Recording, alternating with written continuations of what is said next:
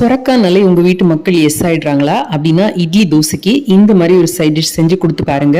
அது சொரக்கான்னு தெரியாமையே விரும்பி சாப்பிடுவாங்க. வாங்க அதை இப்போ எப்படி செய்யறதுன்னு பார்ப்போம். இதுக்கு கடாயில 2 டேபிள் ஸ்பூன் அளவுக்கு எண்ணெய் எடுத்துக்கோங்க. இது கூட கடுகு, உளுத்தம் பருப்பு சேர்த்துக்கோங்க. கொஞ்சமா சீரகம், காஞ்ச மிளகாய், கருவேப்பிலை சேர்த்துட்டு ஒரு வெங்காயத்தை பொடியா நறுக்கி சேர்த்து தேவையான அளவு உப்பும் போட்டு நல்லா வதக்கிக்கோங்க.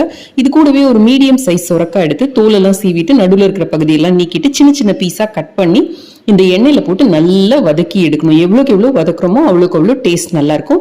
இது கூடயும் தேவையான அளவு உப்பு போட்டு கொஞ்சமா மஞ்சத்தூள், கொஞ்சமா சாம்பார் மிளகாத்தூள் சேர்த்துக்கோங்க. சேர்த்து நல்லா இப்படி வதக்கி கொடுங்க. இது வதங்குறதுக்குள்ளார ஒரு சின்ன நெல்லிக்காய் அளவுக்கு புளிய வெந்நீர்ல ஊற வச்சுக்கோங்க. இப்போ இந்த புளிய ஒரு 5 நிமிஷம் கழிச்சு கரைச்சு அதை இதோட சேர்த்துக்கோங்க. இதுக்குள்ளார இந்த சுரக்காய் நல்லா வெந்து சாஃப்டா இருக்கணும்.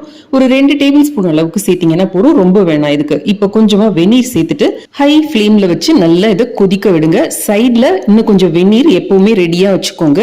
உங்களுக்கு எந்த அளவுக்கு வேணுமோ நீங்க அந்த அளவுக்கு இந்த சட்னியை டைல்யூட் பண்ணிக்கலாம். அந்த அளவுக்கு நல்லா உங்களுக்கு ஆண்டு வரும்னு சொல்லுவாங்கல்ல. நிறைய பேர் வந்துட்டாங்கன்னா டக்குன்னு நமக்கு நிறைய சட்னி வேணுங்கிறப்பெல்லாம் நீங்க இந்த மாதிரி செய்யலாம். சோ நான் இப்ப இன்னும் கொஞ்சம் வெந்நீர் சேர்க்கிறேன். இதுல சேர்த்துட்டு இப்ப தீயை கம்மி பண்ணிடுங்க. அது பாட்டுக்கு கொதிச்சுட்டு இருக்கட்டும். இதுக்குள்ள இதுக்கு ஒரு பொடி நம்ம தயார் பண்ணிக்கலாம்.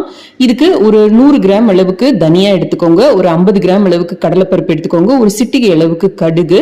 இப்ப காரத்துக்கு தேவையான சிகப்பு மிளகாயும், நான் கலருக்காக பேடிகை மிளகாயும் சேர்த்திருக்கேன். கூடவே ஒரு கொத்து கருவேப்பிலையும் சேர்த்து ஒரு சின்ன துண்டு பெருங்காயமும் போட்டு எல்லாம் நல்லா பொன்னிறமாகிற வரைக்கும் வறுத்து பொடி பண்ணி வச்சுக்கோங்க. இது நீங்க உள்ள எடுத்து வச்சுக்கிட்டீங்கன்னா எப்ப வேணுமோ அதை நீங்க யூஸ் பண்ணிக்கலாம்.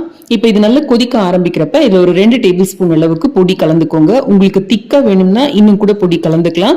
தண்ணியா வேணும்னா கொஞ்சம் கம்மியா கலந்துக்கோங்க. நம்ம இஷ்டத்துக்கு நம்ம இது பண்ணிக்கலாம். இப்ப நல்லா கொதிச்சோடனே வறுத்து பிடிச்சி சீரகத்தூளும் வெல்லமும் சேர்த்தோம்னா அருமையான சுரக்காய் குஸ்து தயார். இட்லி தோசைக்கு அட்டகாசமா இருக்கும் இந்த காம்பினேஷன். அன்பா செஞ்சு கொடுத்தவங்களுக்கு ஒரு தேங்க்யூ சொல்லிட்டு என்ஜாய். தேங்க்ஸ் ஃபார் வாட்சிங்.